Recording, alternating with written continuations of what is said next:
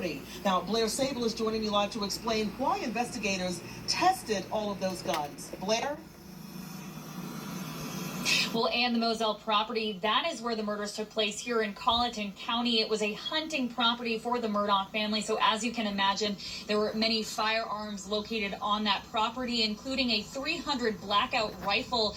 That is the weapon that law enforcement has determined was used to kill Maggie Murdaugh. And we were able to see that very weapon in the courtroom on display today. Special Agent Jeff Croft found it in the gun room on the family property, and he testified that it had a scope that allowed the shooter to see clearly at night, and it tested to the power of the gun. Now, while at the property, he also found blackout shell casings from the brand S&B. Those are the same type found near Maggie's body.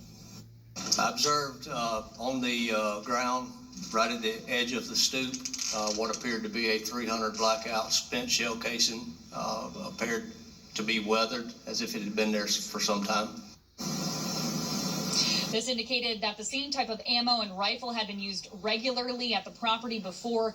An investigator last week testified how rare these guns are when it comes to criminal investigations. Croft also testified today that he found several empty boxes of ammunition in the trash, including for a 12-gauge shotgun, the same type of ammo used to kill Paul. Now, these interactions on the property as Special Agent Croft was gathering these guns and ammunition for evidence was all caught on body camera video. This is a couple days after the murders, and there are several people who are in that video who went to the property after Maggie and Paul were killed. Now, those include Murdaugh's brother, John Marvin, a friend, Chris Wilson, and several partners at Murdaugh's former law firm. And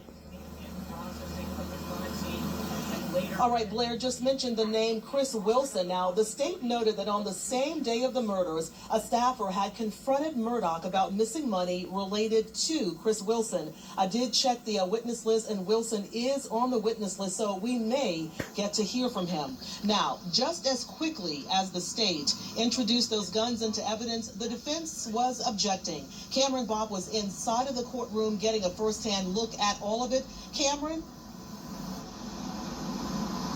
And it's been a long day for the jurors. It's the Monday after what was a long week of hearing nonstop witness testimony, trying to get both sides of the story, which of course at this point in the trial isn't necessarily going to make sense because we're just hearing one side of the story at a time. So it was a slow start to the day, but like Blair said, once those guns came out into the court and were presented to the jury, that's when they really started to lean in. Now at the same time, both the jury and the gallery were able to see body camera footage from a SLED investigator on scene the day after the murders. We see the guns that were presented in court in that video. Now Waters bringing these guns into evidence comes after defense earlier questioned the expertise and the procedure of other SLED agents following that night regarding that evidence, trying to poke holes in the course of action investigators took.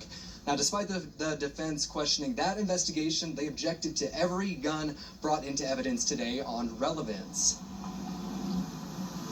The defense, as you might expect, has already challenged the sufficiency of the investigation and what was done. I think the state, not only just generally, but certainly in response to that, as lines of examination, is entitled to show the extent of the examinations that were done in analyzing the relevant firearms evidence that was on scene.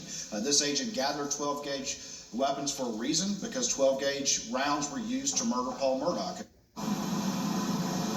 Now, while watching body camera video of Special Agent Croft securing these guns the day after the murders, Murdaugh's attorney, Dick Harpootlian, just looked down, shaking his head, not giving that video much attention. Meanwhile, Murdaugh's eyes are either glued to the screen or on lead prosecutor Waters, maybe waiting to watch his next move. Now, the jurors, they remain very stoic. They're keeping a straight face through the entirety of the trial, but there were a few moments that I caught, maybe a smirk or an eyebrow raise here or there. Now, coming up at 6 o'clock, I'll have more on that, plus how Murdaugh reacted to new evidence presented in the court today. And back to you.